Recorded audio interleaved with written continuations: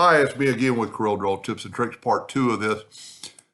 And probably the best way, or the only way I know how to do it, to make everything exactly the same all the way around. I've colored them all the same. And we're going to take this first one, we're going to get the interactive fill tool. We're going to go from there and we're going to add black in that corner. That way it's kind of makes it a little bit darker. Now I'm going to take in a white, like right there. And then I'm going to take that same purple and put it really close to the white. And see, it kind of gave it a shine.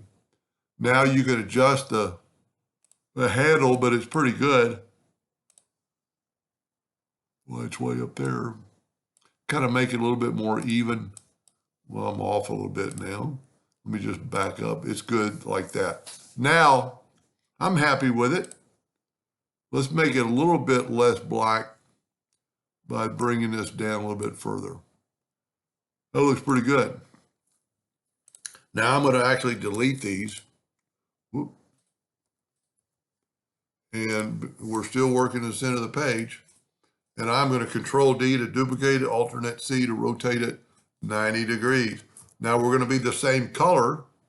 And that's really pretty nice, but we want different colors.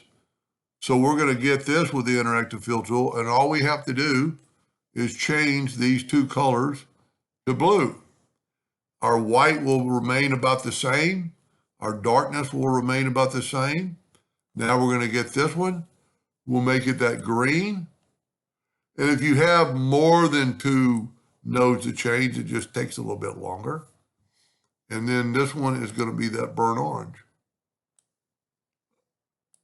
If I would have known it was going to be this easy, I would have concluded in part 1.